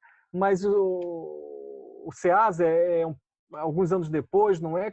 Porque entender como que o mercado de São Sebastião ele cai nesse declínio é muito impactante, né? Assim. Rafael, se eu não me engano, a SEASA é da década de 40, 50. É anterior? Porque a SEASA vai ser construída com o fim do mercado do Rio de Janeiro, no centro, e aí uma galera vai para a CADEG, constrói a CADEG, e os outros vêm para distribuição.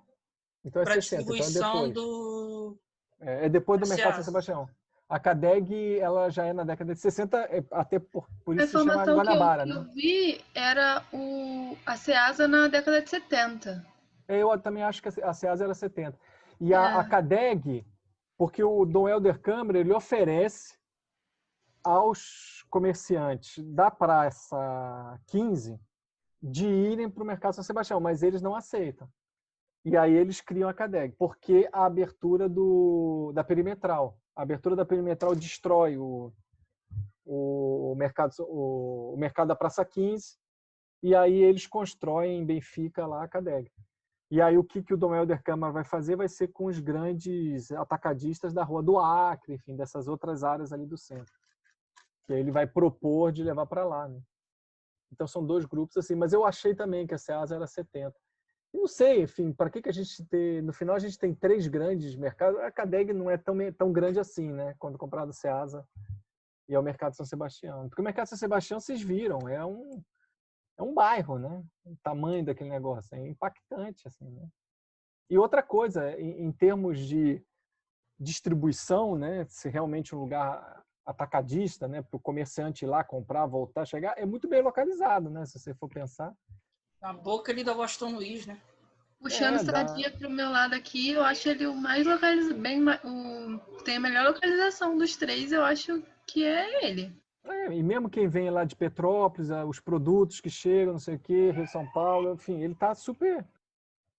E agora, então, se você fizer uma boa conexão com a linha vermelha, tudo é uma potencialidade de distribuição grande, né? Então é muito impactante para mim pensar como que aquilo é tão jogado, né? Mas, assim, ao mesmo tempo, para fechar, eu acho bom assim, a gente pensar essas questões todas, para a gente imaginar como é raso a discussão, por exemplo, para a Prefeitura do Rio, né? Assim, isso nem chega, né? E, por exemplo, outro debate é a questão industrial, né? Então, por exemplo, Guadalupe, ninguém fala que é um bairro industrial, mas é. A Zona Oeste, enfim, a gente representa como um espaço agrário, mas a indústria do Rio de Janeiro está lá, né? Enfim, com toda a potencialidade que a Zona Oeste ainda poderia ter, exponencial, se a gente fosse pensar no Porto de Itaguaí, né? Enfim. Então, assim, você estimulando a Zona Oeste e até indo além, né? Itaguaí mesmo, a cidade, enfim, Seropédica, você está 10, 15 minutos dos maiores portos da América Latina, enfim, não em volume também é grande, né? Mas pelo menos em área, né? Em retroárea. Enfim, mas eu não vejo, não sei se vocês escutam, né? O último debate eu escutei do kit gay nas escolas do Rio de Janeiro, mas enfim. Então, assim, é raso demais, né? Como a gente pensa a cidade, as potencialidades, enfim. E como a gente se representa, né? Essa questão da indústria, a gente esqueceu que a gente também tem uma cultura operária. Tendo o eixo da Avenida Brasil, e aí o Henrique pode falar comigo, a gente vai pegar várias fábricas que ainda existem até hoje no eixo da Avenida Brasil. Guadalupe vai ter a Pimaco, vai ter uma Adjacência, vai ter Eternite, e se você for subindo para a Zona Oeste, você vai tendo outras, né? Teve fábrica da Coca-Cola, tem a da Convenção, né? Na Zona Oeste é impactante, né? Você sente que a quantidade de equipamentos industriais no leito da Brasil é impressionante. Sim. Quer falar, Henrique? Pode falar. Não, só para complementar, ali na região de Campo Grande, tem fábrica de cimento, tem muita coisa ali, assim. Enfim, e aí eu acho que também, especificamente lá que o Daniel está falando, tem uma dimensão de violência, de roubo de carga, de não sei o quê, que é claro que tem um impacto, né? Enfim, dentro desse mundo operário, eu acho que não deve ser muito estimulante para quem é dono de indústria, para quem é dono de depósito, não sei o quê. Então, acho que como uma coisa conecta a outra, né? Fico imaginando lá também o mercado de São Sebastião, se você também não tiver uma política em termos de segurança pública nesse contexto, qualquer tipo de estímulo vai ser complicado, né? Enfim, é isso aí, gente. Alguém quer fechar alguma coisa, falar algo?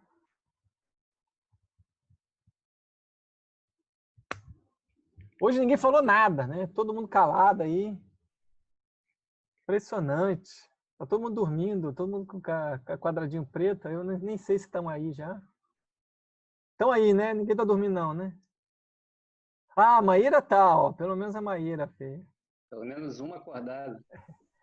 Então tá bom, gente. Valeu. Aí, a Isabel também. Agora a galera ligou. Olha lá. Todo mundo correndo, escutaram. A galera tava dormindo, hein, gente? Aí já tá todo mundo comendo, escondeu o prato.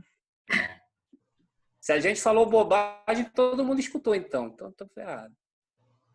Muito bem, muito bem. Gente, a próxima é o Seminário Leus mesmo, né? O grandão, com o convidado de fora, vai ser com o Daniel Irata e com a Gisele Martins. Não sei se vocês conhecem, a Gisele também é militante, ela é mestre lá pela FEBEF e fez comunicação na PUC, né?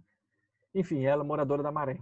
E o Daniel Irata já há muito tempo trabalha sobre questões de segurança pública, milícia, enfim. E ele é da UF, né, se eu não me engano. Enfim, então é isso aí, o debate é com eles. A gente está vendo, provavelmente, eu estou tentando ver da gente mudar eventualmente o horário, já tentei, estou esperando a resposta deles, porque vão ter vários eventos ao mesmo tempo, aí nesse dia 19. Mas vamos ver. Mas, enfim, De qualquer forma, está confirmado, tá? E aí depois eu acho que é a Isabel, eu não sei se a Fanny também, para novembro, né? Eu não sei se a Fanny tá, agora eu já não me lembro. Talvez esteja, né, Fanny? Né? Que é mais a discussão socioambiental. É isso aí. Tá? Alguém quer fazer alguma propaganda, alguma coisa, pessoal? Alguém tem algo aí que queira falar? Os estudos urbanos, quinta-feira. Então, fazem aí, se quiserem. Estudos urbanos, quinta-feira. Instagram da Fábrica Suburbana vai ser com a Valéria. Então, estão legal. Vai ser sobre o quê? Todos convidados. Sobre a questão socioambiental. Bacana, bacana. E aí, mais alguém tem algum pá aqui? Então é isso, galera. Então vamos que vamos, né? Foi um prazer estar aí com vocês. Se cuidem. Isso tudo vai acabar. Já não sei quando. Eu estou cansado de falar que isso tudo vai acabar. Mas vai. Depois, Isabel, você conta como está a Colômbia, porque aparentemente não está bem, né? Nos últimos dias eu não tenho acompanhado muito, Rafael, então eu não sei como que está nos últimos dias. Então... É o que eu ando escutando, tanto em termos de pandemia, mas em termos de violência também, em termos de... Há uma nova reconfiguração do espaço, sobretudo nas áreas que antes eram ocupadas pelas Farc, né? Uhum. Ou seja, tem um aumento da produção de drogas, enfim, tem relações complexas ali. A Farc, mal ou bem, ela tinha um certo gestão do território, né? Uhum. Enfim, é complicado, é uma dinâmica complicada. Mas aí, de vez em quando, o Ricardo fala tudo. Então é isso, galera. Vamos que eu ainda tenho mercado para fazer. Tchau, pessoal.